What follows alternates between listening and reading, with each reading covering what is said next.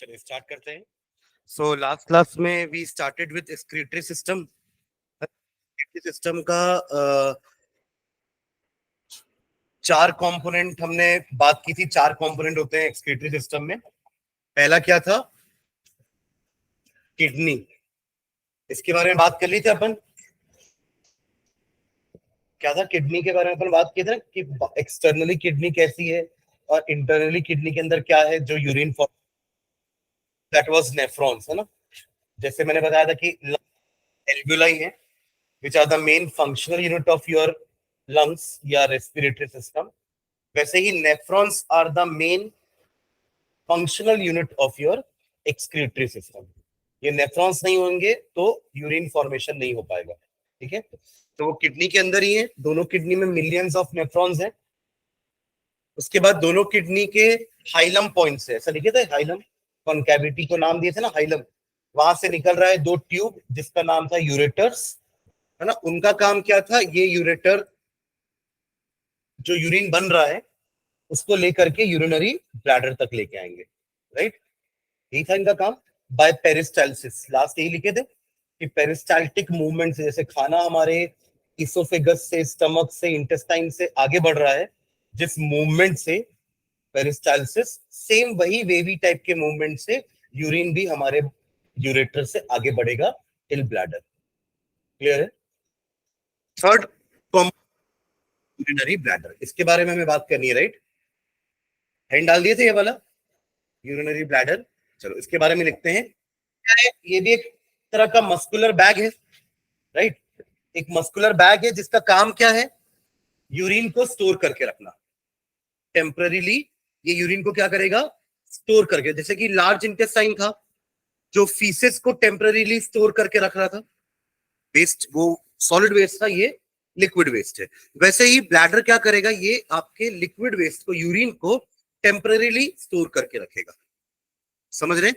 और इसका फ्लेक्सिबल होना जरूरी है, तभी तो ये स्टोर करके रख पाएगा ना, वरना अगर ये फ्लेक्सिबल नहीं होगा तो ये, इसका साइज कम ज्यादा हो सकता है। जस्ट लाइक अ बलून, जैसे आप बलून में और पानी भरे तो बलून थोड़ा एक्सपैंड हो गया, पर वो एक हद तक एक्सपैंड होगा ना।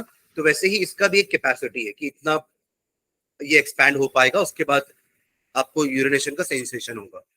ठीक है, तो लिखना यूरिनरी ब्लैडर में, यूरिनरी ब्लैडर लिखो इसमें। It is a thin walled, it is a thin walled, it is a thin walled elastic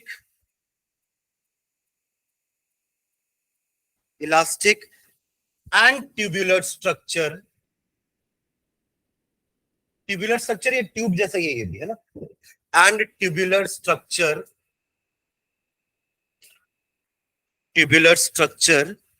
which tubular structure, या ट्यूबुलर स्ट्रक्चर ना लिख के ना, एक सेकेंड, तो सैक लिखना, एक मिनट। इलास्टिक एंड शेप भी लिख लो सब, पियर शेप्ड सैक, और चेंज करना, pear shaped sac present in lower part of abdomen, present in lower part of abdomen। और उसका काम क्या है? it stores या it temporarily stores, it temporarily stores the urine, it temporarily stores the urine। ठीक है, next. अच्छा, एक और पॉइंट लिखना है इसमें, यहाँ के भी मसल्स इनवॉलंटरी है ना, यानी कि हमारे कंट्रोल में नहीं है। You can not stop urine in urinary bladder for long time, क्योंकि उसके जो मसल्स है दे आर इनवॉलंटरी, वो आपके कंट्रोल में नहीं रहेंगे ना। तो एक लाइन वो भी लिखना, इट इज या it's wall is lined with smooth muscles, smooth के ब्रैकेट में इनवॉलेंटरी मसल्स। ये अपन 9th क्लास में पढ़ते थे ना, 3 टाइप के मसल्स थे। एक स्ट्रेटेड था जिसमें alternate light and dark band होते थे, एक अनस्ट्रेटेड था जिसमें कोई alternate light and dark band नहीं है, तो वो स्मूथ कहलाते थे। इस टाइप का स्पिंडल शेप का रहता था वो स्मूथ वाले, और जो स्ट्रेटेड वाले थे वो सिलेंड्रिकल शेप के रहते थे, जिनमें ऐसा अल्टरनेट लाइट और डार्क बैंड बनाते थे। याद आ रहा है? तो ये स्ट्रेटेड मसल्स है जो वॉलंटरी मसल्स हैं, जो आपके हाथ पैर में होंगे, बिकॉज वहां के मसल्स आपके कंट्रोल में है, राइट। बट जो हमारे इंटरनल मसल्स हैं they are not in our control, ठीक है। हाँ चलो, इनवॉलंटरी मसल, फुल स्टॉप। चलो नेक्स्ट, फोर्थ फाइनली आपका जो यूरिन है वो यूरेथ्रा से बाहर जाएगा, तो फोर्थ पॉइंट लिखना यूरेथ्रा। मैंने पहले ही बताया कि यूरेथ्रा और यूट्रस में कंफ्यूज नहीं होंगे, अभी हमने यूट्रस पढ़ा नहीं है, राइट। जब हम रिप्रोडक्टिव सिस्टम में आएंगे तो हम पढ़ेंगे कि फीमेल में एक रिप्रोडक्टिव पार्ट होता है जिसको यूट्रस बोलते हैं, तो uterus and urethra are different thing, ठीक है। तो लिखना यूरेथ्रा, यूरेथ्रा में it is a muscular and tubular structure, it is a muscular and tubular structure,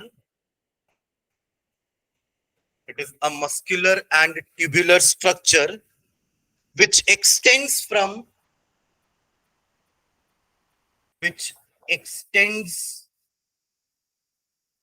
from urinary bladder, जिस बात का ही पार्ट है, urinary bladder to the outside, to the outside, full stop। इसका काम क्या है? It carries urine to outside, it carries urine to outside, it carries urine to outside, ठीक। चलो नेक्स्ट, ये बात हो गई हमारे चारों पार्ट की जो एक्सक्रीटरी सिस्टम में प्रेजेंट है, यूरिनरी सिस्टम में जो प्रेजेंट है ना। अब हम स्पेशली बात करने वाले हैं किडनी के अंदर प्रेजेंट नेफ्रॉन्स की, क्योंकि तो यही मेन फंक्शनल यूनिट है पूरे एक्सक्रीटरी सिस्टम का, ठीक है। ये क्लियर है चारों पार्ट? किडनी, देन आपका ureter, urinary bladder and finally urethra, ठीक है। चलो नेक्स्ट लाइन डालना, नेफ्रॉन्स। नेफ्रॉन्स हाइफन डाल के लिख भी लो, नेफ्रॉन्स बेसिकली है क्या? They are the structural and functional unit of kidney, है ना। It is nephrons inside the kidney who works, ठीक है। तो functional and structural unit of kidney, kidney पूरा अंदर नेफ्रॉन से ही बना हुआ है, ठीक है। मैंने उस दिन आप लोगों को डायग्राम दिखाया था ना नेफ्रॉन्स का,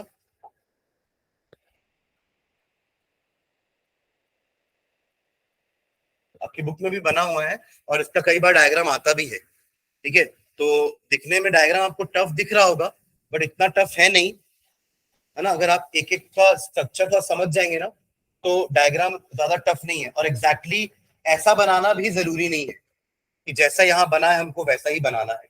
एक एक देख रहे हैं कि यहाँ पे ये ट्यूब कैसे गया है, एकदम एग्जैक्टली ऐसा जरूरी नहीं है, ठीक है। जैसे इंटेस्टाइन भी हम ऐसे ही बना देते हैं ना, रैंडमली कॉइल्ड पार्ट, वैसे ही आप यहाँ पे भी ये सब कॉइलिंग तो रैंडमली बना सकते हैं। बस चीजें क्या ध्यान रखनी है कि पूरे नेफ्रॉन को हम 2 पार्ट में डिवाइड करेंगे, ध्यान देना है यहाँ पे। एक अपर पार्ट जिसको अपन रीनल कॉर्टेक्स बोल रहे थे, लिखे अपन ये लाइन कॉपी में, ऊपर वाला पार्ट रीनल कॉर्टेक्स है और नीचे वाला पार्ट रीनल मेडुला है, ये हमने लिखा भी है कॉपी में, इनसाइड किडनी। पर वहां लिखे कि नेफ्रॉन जो है वो उसका एक पार्ट जो है कॉन्वोल्यूटेड पार्ट जो है वो ऊपर कॉर्टेक्स में है, और एक पार्ट है जो स्ट्रेट जाता है, इट रन स्ट्रेट, ऐसा लाइन लिखे, दिख रहा है आप लोगों को? किडनी के अंदर ही लिखे कि nephrons is convoluted in the renal cortex and it runs straight in renal medulla, ये लाइन दिखी सबको? इनसाइड द किडनी, फिर से बता रहा हूं, नेफ्रॉन्स के बारे में हमने क्या लिखा था वहां पे कि नेफ्रॉन्स जो है वो कॉन्वोल्यूटेड तरीके से यानी कि ऐसे गुच्छे में है, ट्यूब में है, in the renal cortex region, और it runs straight in renal medulla region. तो ये जो आपको डॉटेड लाइन दिख रही है ना ग्रीन कलर की, इसके बाद का जो नीचे वाला पोर्शन है दैट इज रीनल मेडुला, और ऊपर वाला पोर्शन को हम क्या नाम दे रहे हैं, रीनल कॉर्टेक्स। ठीक है, ये चीज ध्यान रखना है पहला। तो दूसरा, पूरे नेफ्रॉन को हमने दो पार्ट में डिवाइड किया है। कैसे? एक पार्ट है एक कप शेप का जो आपको पार्ट दिख रहा है, ये सी शेप बोल लो, उल्टा सी बोल लो, या कप शेप बोलो, लाइक दिस जो पार्ट एक है, वो आपका एक मेन पार्ट होता है जहां पे अल्ट्रा फिल्ट्रेशन होता है। उस पार्ट को हम कहते हैं Bowman's capsule. That is Bowman's capsule. उसके बाद तो पूरा ट्यूब ही है, तो उसका नाम होता है नेफ्रिक ट्यूब्यूल। ट्यूब है ना, तो नेफ्रिक, नेफ्रॉन से आया नेफ्रिक, और वो ट्यूब है तो नेफ्रिक ट्यूब्यूल, और ये कप शेप वाले को हम कहते हैं बोमेन्स कैप्सूल। ये दो पार्ट हैं आपके नेफ्रॉन्स में। अब वो ट्यूब्यूल में भी तीन पार्ट होते हैं। एक आपको ऊपर दिख रहा होगा ये वाला रीजन, उसके बाद आपको नीचे दिख रहा होगा जो नीचे ऐसा यू शेप का बना हुआ है, और फिर वापस से ऊपर वो जो यू शेप वापस ऊपर गया है, ये वाला रीजन। आफ्टर दैट वो कलेक्टिंग डक्ट में चला गया। दिख रहा है क्या? तो ट्यूब्यूल को भी फिर तीन पार्ट में हम पढ़ेंगे। पहले ये अपर साइड वाला ट्यूब्यूल, फिर ये नीचे वाला यू शेप वाला ट्यूब्यूल, और फिर ये अपर साइड वाला फिर से after this U shape. Getting what I am saying? तो ये ट्यूब का काम क्या है? जब आपका ब्लड यहाँ पे आएगा ना, रीनल आर्टरी, रीनल नाम देंगे, मैंने बोला था ना renal word will be used for kidney. जैसे वहां पल्मोनरी आर्टरी, पल्मोनरी वेन बोल रहे थे, यहाँ पे रीनल आर्टरी, रीनल वेन बोलेंगे, जो किडनी के अंदर आ रही है और किडनी से जा रही है। तो रीनल आर्टरी आपकी आएगी अंदर बोमेन्स कैप्सूल में, वो ब्लड को फिल्टर करने के लिए आएगी। इसको अपन अल्ट्रा फिल्ट्रेशन बोलते हैं, नॉर्मल फिल्ट्रेशन नहीं है ये। बहुत ही बारीक बारीक से आपके होल्स होंगे, ये मान के चलिए। सेमी परमियाबल मेम्ब्रेन होती है ना, जैसे हमारी सेल की होती है सेमी परमियाबल मेम्ब्रेन, जिसमें कुछ सेलेक्टेड चीजों का ही एक्सचेंज हो सकता है, वैसा ही कुछ यहाँ पे होगा ब्लड के साथ। तो एक्सचेंज होने के बाद क्या होगा, प्योर ब्लड तो बाहर निकल जाएगा, पर जो चीज पास हो जाएगी ना, उसको हम कहेंगे नेफ्रिक फिल्ट्रेट। क्या बोलते हैं? Nephric filtrate. ऐसे अपन कोई नॉर्मल सा चाय भी छानेंगे ना, तो चाय जो छन के नीचे गिरती है ना, उसको फिल्ट्रेट बोलते हैं, और जो पत्ती ऊपर रह जाती है ना, वो रेसिड्यू कहलाती है, वो हमारे काम की नहीं है। राइट? यहाँ पे जो अंदर आ रहा है ना फिल्टर होके, वो एक्चुअली फिल्ट्रेट है, वही यूरिन में कन्वर्ट होने वाला है। आप समझ रहे हो मैं क्या बोल रहा हूँ? ब्लड आया, वोमेन्स कैप्सूल में छन के चला गया, पर जो छन के जो नीचे आया है, जो सेमी परमियाबल मेम्ब्रेन से अंदर आया है, उसमें क्या क्या चीजें होंगी? एक तो पानी होगा, वाटर पास कर लेगा ना, वाटर पास हो जाएगा उस सेमी परमियाबल मेम्ब्रेन से। उसके अलावा कुछ यूजफुल प्रोडक्ट भी हो सकते हैं, हो सकता है वाटर के साथ साथ ग्लूकोज भी चला गया हो, कुछ सॉल्ट भी चले गए हो, NaCl फॉर एग्जांपल, कैल्शियम, कुछ मिनरल चला गया हो, और उसके अलावा वेस्ट चला गया हो, वही हमारा urea, uric acid and ammonia. पर ये तीन को बाहर करना है ना, यूजफुल प्रोडक्ट को बाहर नहीं करना है, पर गलती से वो भी छन के नीचे चले गए हैं, फिल्ट्रेट बन गए हैं।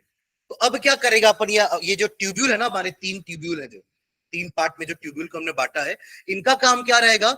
उस फिल्ट्रेट को ये कंसंट्रेट करेंगे। कंसंट्रेट करने का मतलब उसमें से पानी को रिमूव करेंगे। कंसंट्रेट समझते हैं? Concentrate and dilute.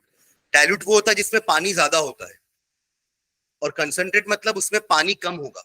तो अभी यूरिन का कंसंट्रेशन का प्रोसेस चालू हो जाएगा इन्हीं ट्यूब्स में। तो इन लोग क्या करेंगे, एक्सेस वाटर को एब्जॉर्ब कर लेंगे, कुछ अगर सॉल्ट जा रहा होगा तो एब्जॉर्ब कर लेंगे, ग्लूकोज जा रहा होगा तो एब्जॉर्ब कर लेंगे। बाहर क्या जाना चाहिए? थोड़ा बहुत पानी, और बाकी आपका यूरिया, यूरिक एसिड, ये सब बाहर होना चाहिए। तो इनका मेन काम यही रहेगा ट्यूब्स का, कि कुछ अनवांट, मतलब जो हम चाहते नहीं है कि वो बाहर जाए, यूजफुल प्रोडक्ट्स हमारी बॉडी के लिए जो काम के हैं, उनको हम यहीं पे एब्जॉर्ब कर ले, रोक ले, ताकि यूरिन के फॉर्म में वो बाहर ना चला जाए। समझ रहे हैं? तो इन तीनों ट्यूब का वही काम है। And ultimately after the urine is formed, it is collected in the collecting duct, और ये कलेक्टिंग डक्ट यूरेटर में जाके ओपन अप हो जाएगा, और यूरेटर से वो ब्लैडर में आ जाएगा। समझ रहे हैं मैं क्या बोल रहा हूँ? तो नेफ्रॉन ऐसे वर्क करता है। पहले ब्लड छन्ने आया, उसके साथ कुछ यूजफुल प्रोडक्ट और पानी बहुत सारा चला गया। पानी बहुत सारा भी नहीं जाना चाहिए यूरिन में, ठीक है? तो वो पानी और कुछ यूजफुल प्रोडक्ट को हमको रीअब्सॉर्ब करना है इस रास्ते में। समझ रहे हैं? ठीक है, चलो लिखेंगे, लिखना नीचे, nephrons are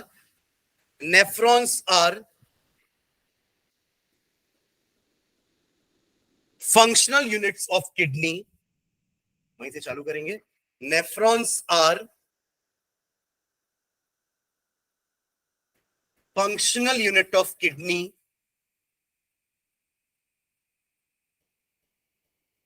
stop, it is formed of two parts, it is formed of two parts, दोनों का आइफन करके नाम लिखो, पहला है Bowman's capsule, Bowman's capsule, and दूसरा मैं यही लिख रहा हूं, nephric tubule.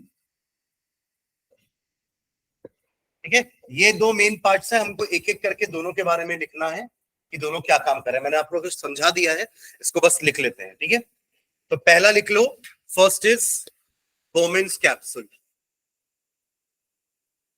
बोमेन then apostrophe S है, Bowman's capsule.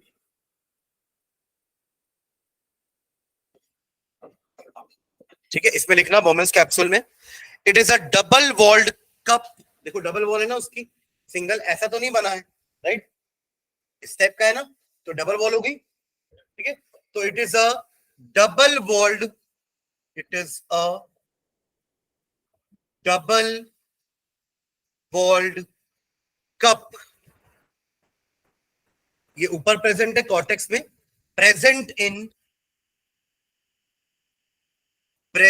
In renal cortex, present in renal cortex, full stop, it is lined by a, it is lined by a thin and semi permeable epithelium, thin and semi permeable epithelium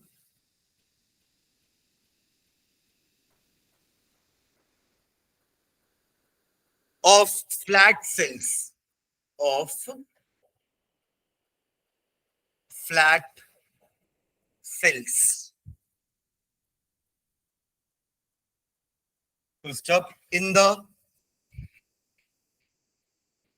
cavity of Bowman's capsule,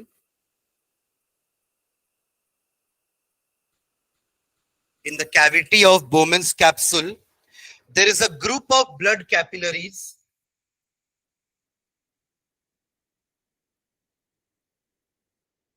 there is a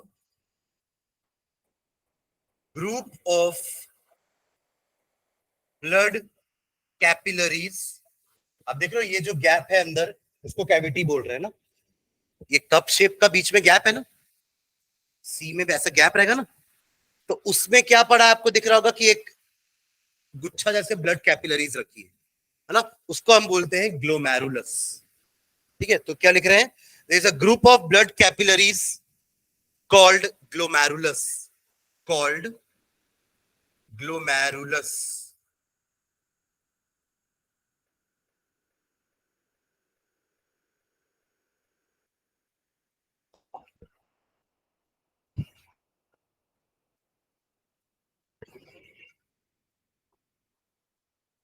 formed by the, comma डाल के आगे, formed by the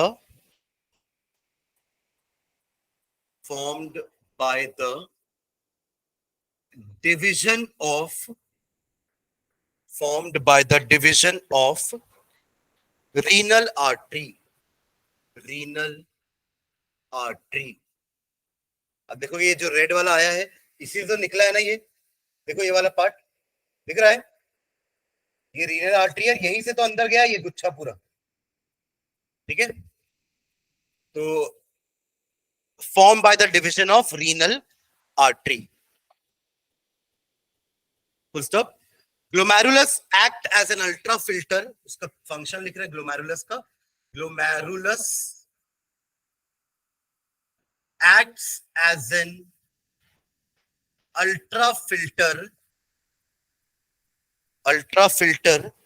and is the site of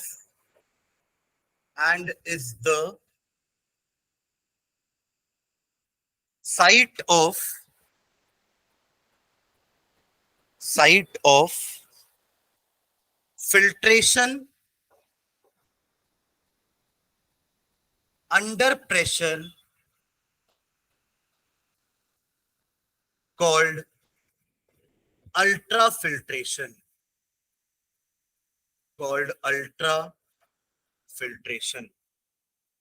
इसलिए उसको नाम ultra filter दिए हैं और process का नाम है ultra filtration.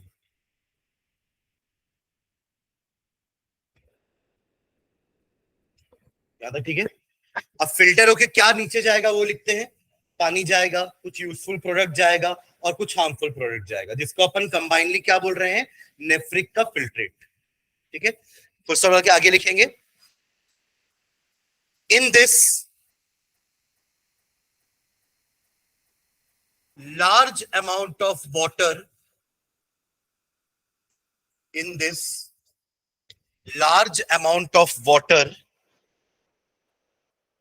along with certain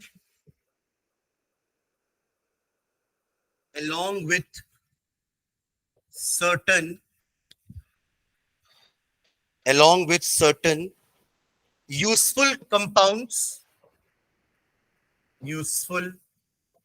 compounds and certain harmful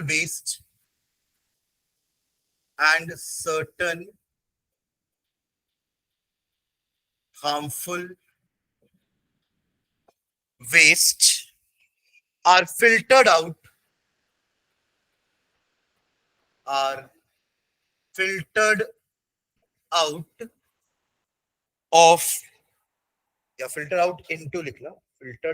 into Bowman's capsule.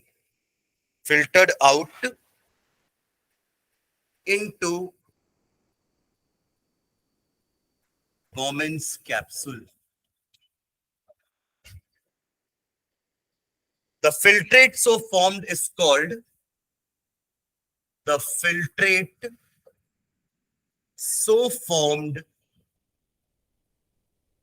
called nephric filtrate. अब यही है जो आगे ट्रैवल करने वाला है और यूरिन बनेगा फाइनली. Nephric filtrate.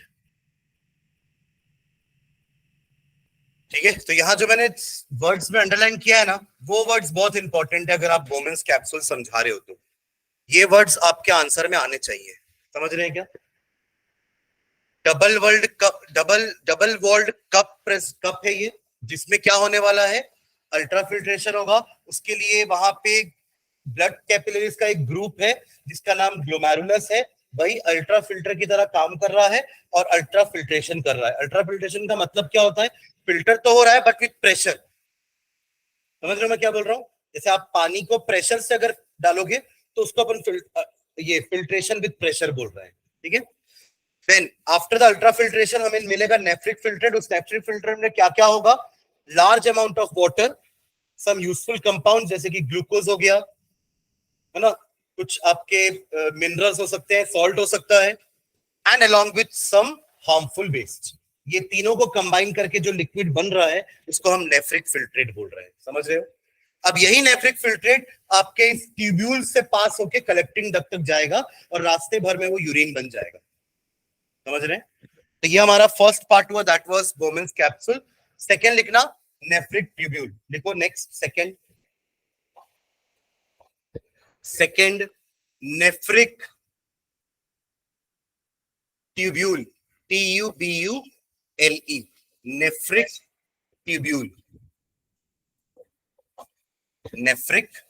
ट्यूब्यूल. इसमें लिखना नेफ्रिक ट्यूब्यूल में, it is long and coiled. It is long and coiled. Just like our intestine, वो भी long और coiled होती है ना? Long and coiled and is formed of three parts. formed of 3 parts. तीनों के नाम लिखते हैं पहले. फर्स्ट लिखना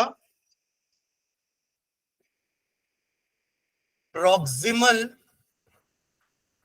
convoluted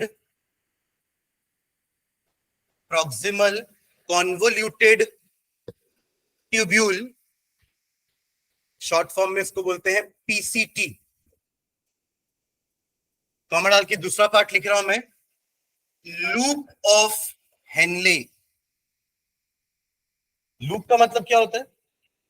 लूप और कुछ रिपीट, है ना.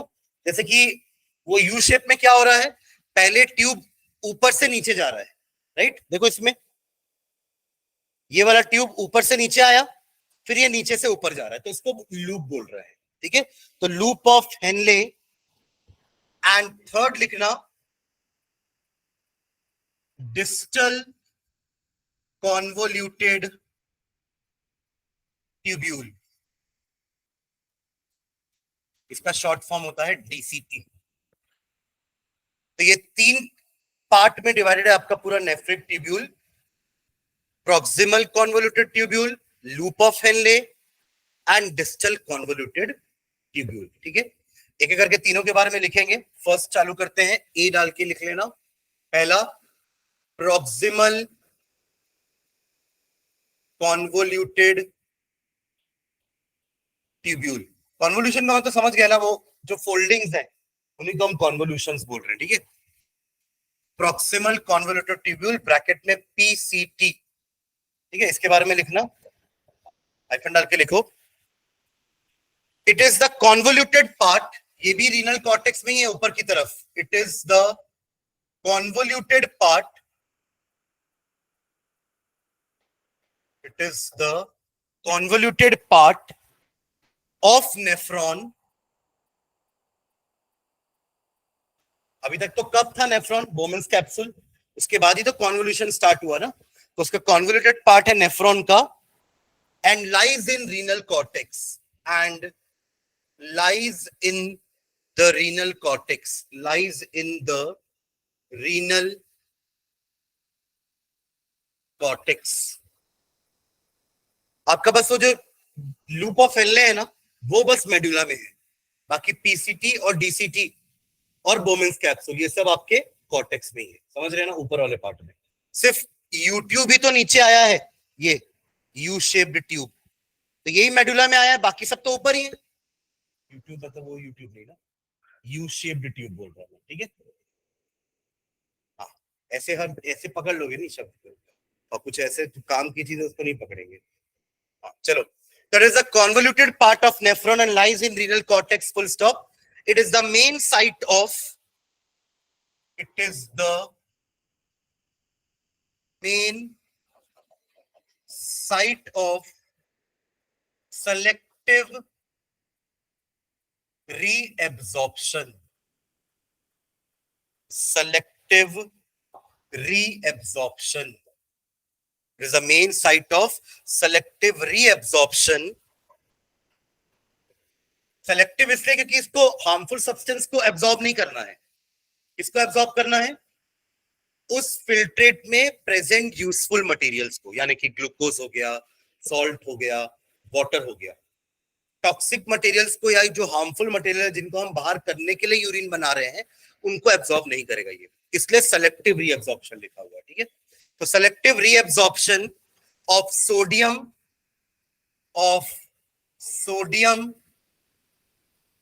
Comma calcium, glucose, amino acids, etc. from the nephric filtrate. ठीक है, नेफ्रिक फिल्ट्रेट में इन सब का सेलेक्टिव रीएब्जॉर्प्शन करेगा आपका ये पीसीटी. ठीक है, now next coming on to second part, that is loop of Henle. लिखो नेक्स्ट, लूप ऑफ हेनले. अब इसमें अगर आप देखोगे ना तो दो पार्ट है, एक ट्यूब है जो ऊपर से नीचे आ रहा है और दूसरा ट्यूब इसी के नीचे से ऊपर जाने वाला। तो एक को अपन बोल रहे हैं डिसेंडिंग लिम्ब और एक को बोलेंगे असेंडिंग लिम्ब। लिम्ब समझ रहे हैं ना, हमारे दोनों हाथ पैरों को भी अपन लिम्ब बोलते हैं ना, लंबे लंबे हैं, तो ऐसे ही वो यू शेप्ड ट्यूब जो है उसका एक एंड को एक लिम्ब बोल रहे हैं और दूसरे एंड को दूसरा लिम्ब। तो यू शेप कैसे बनेगा, पहले ऊपर से नीचे आओगे फिर नीचे से ऊपर जाओगे। तो जो ऊपर से नीचे वाला ट्यूब है ना उसको हम डिसेंडिंग लिम्ब बोल रहे हैं क्योंकि वो ऊपर से नीचे आ रहा है डिसेंडिंग, और असेंडिंग मतलब छोटे से बड़ा, तो वो नीचे से ऊपर जा रहा है, इसलिए उसका नाम क्या होगा, असेंडिंग लिम्ब। ठीक है, दोनों का अपना अपना काम है, वो कुछ चीजें एब्जॉर्ब करेंगे कुछ चीजें नहीं करेंगे, दूसरा दूसरी चीज एब्जॉर्ब करेगा, राइट। तो अल्टीमेटली ये यूरिन को कंसंट्रेट बनाने में हेल्प करेंगे। ठीक है, चलो इसमें लिखना लूप ऑफ हेनले में, it is a U shaped tubular structure, it is a U shaped tubular structure, tubular structure, ये मेडुला में प्रेजेंट है, present in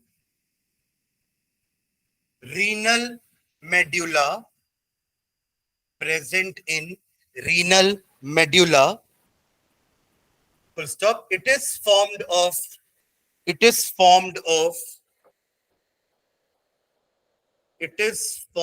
of two limbs,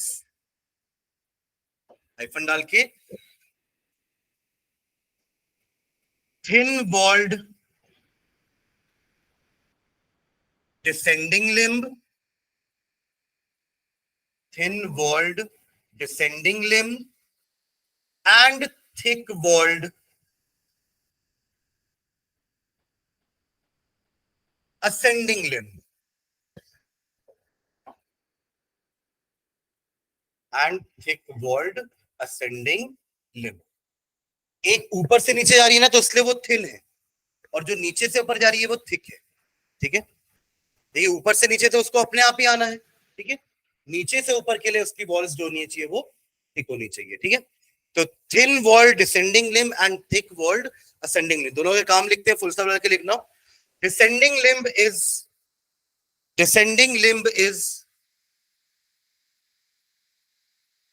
descending limb is permeable to water, descending limb is permeable to water, मतलब ये water को absorb करेगा, permeable to water but impermeable to minerals, but impermeable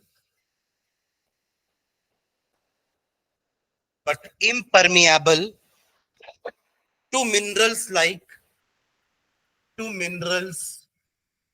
like sodium chloride NaCl। और just इसका opposite work ascending limb का है, comma डाल के लिखेंगे, बट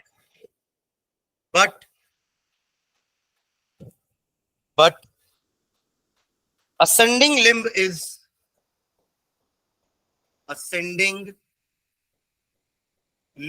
is उल्टा होगा ना, ये परमिएबल टू वाटर था बट इनपरमिएबल टू मिनरल्स, ये permeable to minerals impermeable to water, तो but ascending limb is impermeable to water,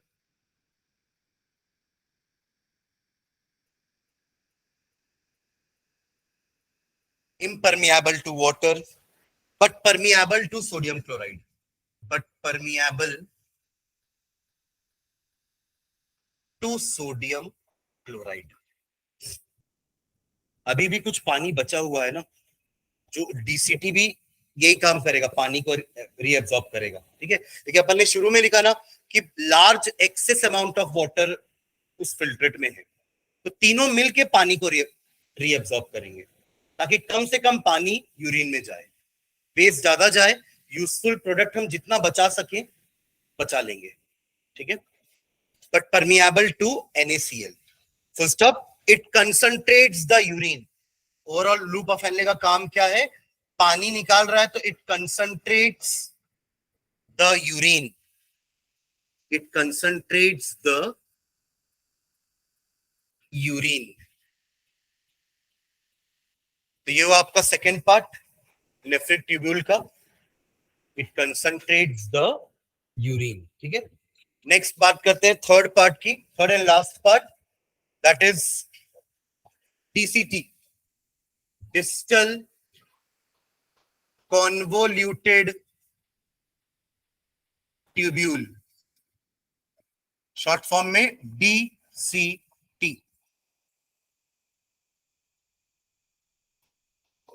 distal convoluted tubule, ये आपका वापस कॉर्टेक्स में है। ठीक है, हाइफन डाल के लिखो, it is convoluted part, it is a convoluted part, it is a convoluted part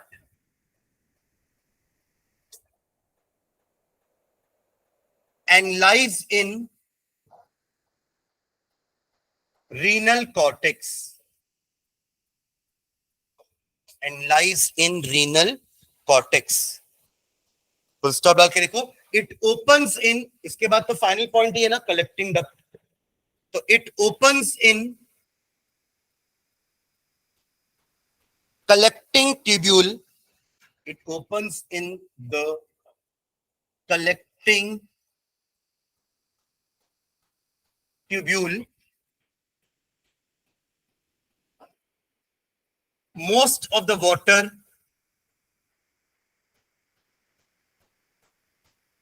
from nephric filtrate, from nephric filtrate is reabsorbed, is reabsorbed, is reabsorbed through the walls of DCT,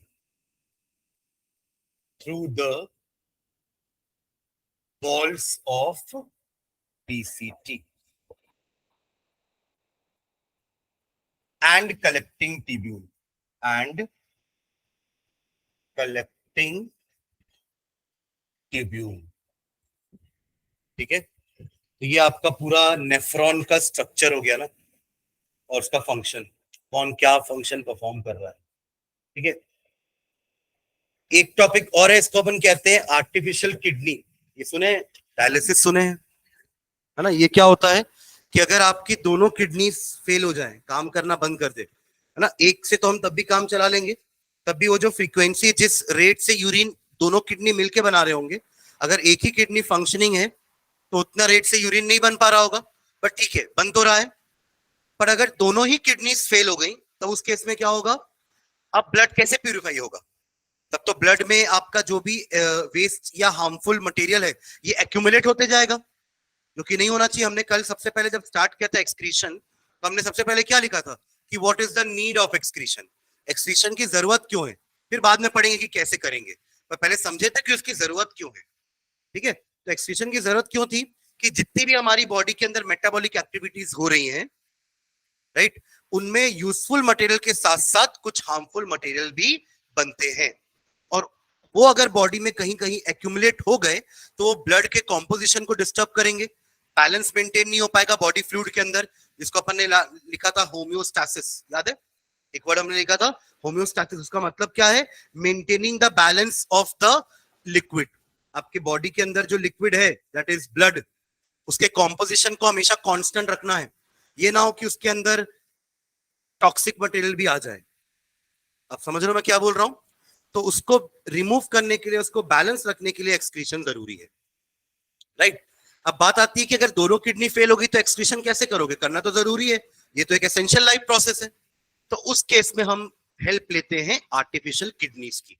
तो artificial kidney मतलब ये नहीं कि man made एक kidney जैसा ही कुछ बना दिया हमने, जो किडनी के जैसा ही दिखता हो, नहीं, दिखने में किडनी जैसा नहीं है बट फंक्शनिंग में किडनी जैसा ही है। अब हमें पता है ना कि नेफ्रॉन कर क्या रहा है, ultimately nephron is doing filtering only, उससे फिल्ट्रेशन ही तो कर रहा है, जो भी ब्लड आ रहा है उसको फिल्टर कर रहा है through a semi permeable membrane. तो हम वहां पे यही इसी टाइप का जो फंक्शनिंग है नेफ्रॉन का, ये हम बाहर सेटअप करेंगे with the help of a machine called dialysing machine. उस मशीन में ब्लड को अंदर भेजेंगे और ब्लड फिल्टर होके उसमें अंदर सेमी परमिएबल मेम्ब्रेन्स होंगी। सेमी परमिएबल मेम्ब्रेन्स हम ऐसे बना सकते हैं ना, आपके मार्केट में सेलोफेन पेपर आता है ना, स्टायरोफोम आता है, ये कुछ प्लांट मटेरियल है जिससे आप जो आपका ये सेमी परमिएबल मेम्ब्रेन है वो बना सकते हो। उसके अलावा एनिमल प्रोडक्ट में जो पिग होता है ना, पिग सुअर, उसका ब्लैडर का जो स्किन है ना, वो भी एक तरह का सेमी परमिएबल मेम्ब्रेन की तरह वर्क करता है। समझ रहे हैं मैं क्या बोल रहा हूं? तो ये कुछ आप बोल सकते हैं कि नेचुरल सेमी परमिएबल मेम्ब्रेन है, अपने आप में नेचुरल है वो। तो उसको यूज करके हम इस टाइप की मशीन डिजाइन कर सकते हैं जिसमें ब्लड जाएगा और छन के वापस हम ब्लड को अंदर डाल देंगे बॉडी के। तो ये साइमल्टेनियसली होगा ना, ऐसा थोड़ा ना कि आप गए, आप अपना पूरा ब्लड निकाल के दे दिए 7 लीटर ब्लड कि करके रखना प्यूरिफाई, में आ रहा हूँ मार्केट से काम करके, ऐसा तो नहीं हो सकता ना। समझ रहे हो मैं क्या बोल रहा हूँ? तो आपको प्रॉपर वहां पे बैठना रहेगा, 2-2.5 घंटे का प्रोसेस रहेगा जिसमें आपकी पूरे बॉडी से ब्लड बाहर जाएगा और साइमल्टेनियसली फिल्टर होके वो दूसरे वेन्स और आर्टरीज के थ्रू आपके बॉडी के अंदर वापस से जाता भी जाएगा। आप लोग समझ रहे हैं मैं क्या बोल रहा हूँ? तो जिनकी किडनी ऐसे खराब हो जाती है ना, उनको हर 2-3 दिन के आड़ में ये चीज करवाने के लिए डॉक्टर को विजिट करना पड़ता है, क्योंकि हम यूरिन तो दिन में 4 बार 5 बार कर लेते हैं नहीं। अब आप सोचो वो दिन में यूरिन तो बन ही नहीं रहा है, तो ब्लड को आप ज्यादा देर तक टॉक्सिक मटेरियल से एक्यूमुलेट नहीं रख सकते, तो इसलिए आपको पीरियोडिकली हर 2-3 दिन में जा करके अपने ब्लड को प्यूरिफाई करवाना होगा। समझ रहे हैं? तो उसके लिए मशीन का नाम है dialysing machine and the process is known as dialysis. ठीक है, हीमो डायलिसिस बोलते हैं इसको, हीमो डायलिसिस, शॉर्ट फॉर्म में डायलिसिस बोल देते हैं, बट कंप्लीट नेम है उसका haemo dialysis. Artificial kidney, artificial kidney क्यों बोले समझ गए ना? देखिए पूरा का पूरा काम किडनी का ही हो रहा है, बस एक ऐसा किडनी है जो मैन मेड है, तो आर्टिफिशियल किडनी। ठीक है, तो उसके बारे में नोट में लिखते हैं। हाँ, डायलिसिस अलग है, कीमो में तो हम उस सेल्स को किल करते हैं। कैंसर वाला जो सेल्स होते हैं ना, जो अनवांटेड सेल्स है हमारी बॉडी में जो कैंसर प्रोड्यूस कर रहे हैं, उसको किल करते हैं थ्रू सम रेडिएशंस। तो उसके रेडिएशन के हीट से आपके बॉडी के सारे बाल जल जाते हैं। जनरली जिनका कीमो होता है ना, वो टकले हो जाते हैं क्योंकि उनके पूरे बाल जल जाते हैं बिकॉज ऑफ दैट रेडिएशंस। ठीक है, चलो, तो एक नोट करके पॉइंट लिखते हैं आर्टिफिशियल किडनी के बारे में। लिखो आर्टिफिशियल किडनी, नोट में लिखना artificial kidney, artificial kidney, bracket में लिखना हीमोडायलिसिस, ब्रैकेट में लिखो haemodialysis, HAEMO, haemo dialysis, DIALYSIS, haemodialysis. ठीक है, हाइफन डाल के लिखो इसमें। Haemodialysis is the process of removing, hemodialysis is the hemodialysis is the process of removing, process of removing unwanted, removing unwanted and toxic substance, unwanted and toxic substance या substances from blood, from blood through a semi-permeable membrane, through a semi-permeable membrane। तो एक तरह से osmosis ही हो रहा है, नहीं? Osmosis में तो ये मेम्ब्रेन यूज होती है ना, थ्रू अ semi-permeable membrane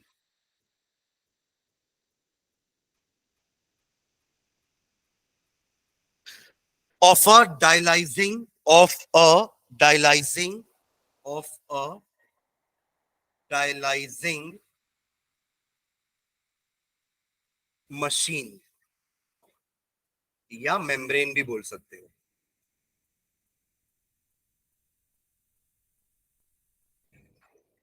ठीक है,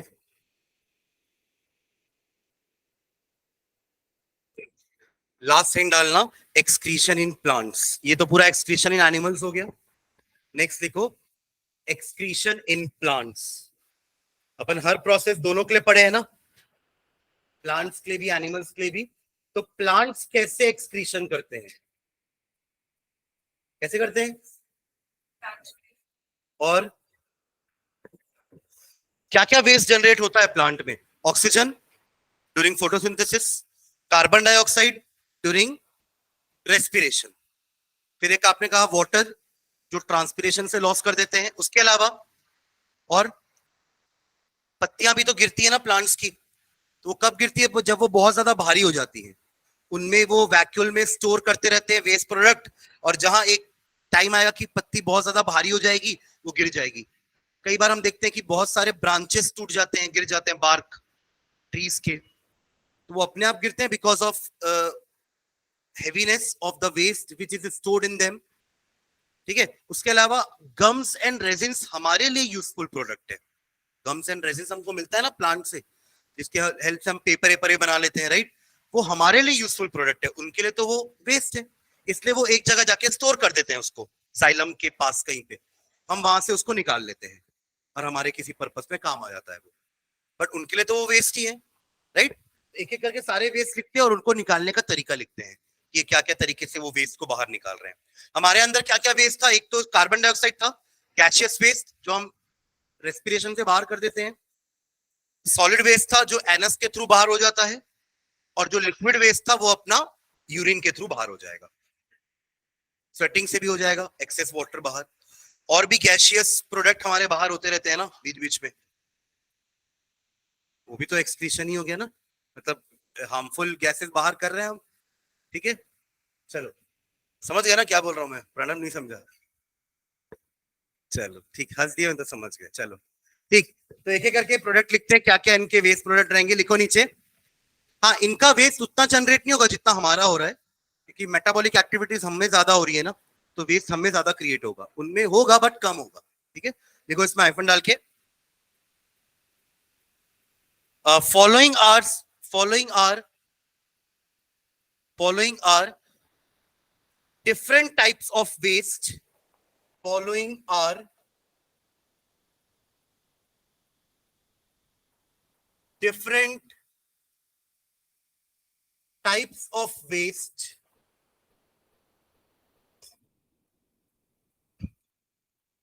and their strategy and their strategy for removal and their strategy for removal। ठीक है, पहला लिखना फर्स्ट, ऑक्सीजन। ऑक्सीजन ये जनरेट कब हो रहा है? फोटोसिंथेसिस में। ऑक्सीजन हाइफन डाल के लिखो, जनरेटेड ड्यूरिंग फोटोसिंथेसिस, वो भी लाइट फेज में ना, वो पानी का फोटोलिसिस हो रहा था ना, पानी सनलाइट के प्रेजेंस में ब्रेक हो रहा था, दैट वाज फोटोलिसिस। 2 मिनट बैठोगे क्या? हाँ,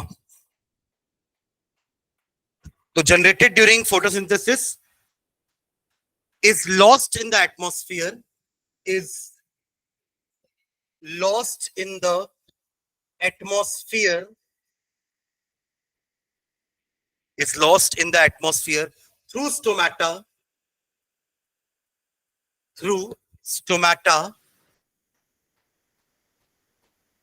और प्रोसेस क्या होता है? Bye diffusion, bye diffusion. ठीक है, सेकेंड लिखेंगे, सेकेंड कार्बन डाइऑक्साइड, ये जनरेट हो रहा है ड्यूरिंग रेस्पिरेशन, तो जनरेटेड ड्यूरिंग रेस्पिरेशन, और ये भी वहीं से लॉस होगा carbon dioxide, and is lost in the atmosphere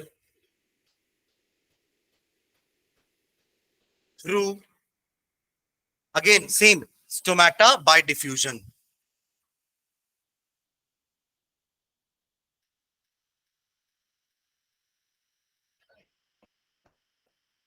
ठीक है, थर्ड लिखेंगे excess water,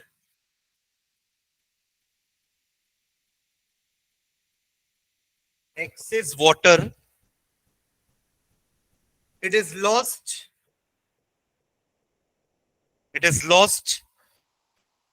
by the process of transpiration.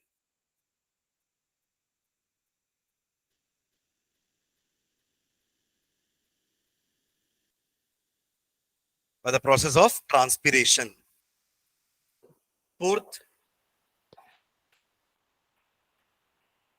Abscission, ABSCI, ये जो लीफ का गिरना ना उसको एब्सिशन बोलते हैं।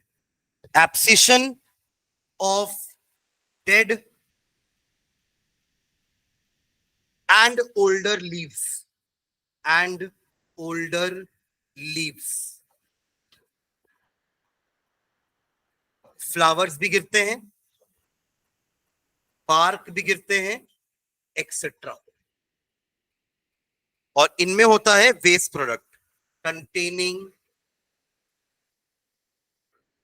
containing stored waste products, containing stored waste products। ठीक है, एंड लास्ट लिख लेना एक्सक्रीशन बाय स्टोरेज। वही गम्स एंड रेजिन को स्टोर कर देते हैं, उनके लिए वो एक्सक्रीशन है, हमारे लिए वो यूजफुल है। In this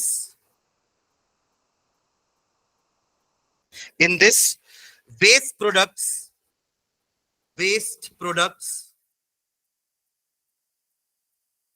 are stored in central vacuole. याद है आप लोगों को वैक्यूल?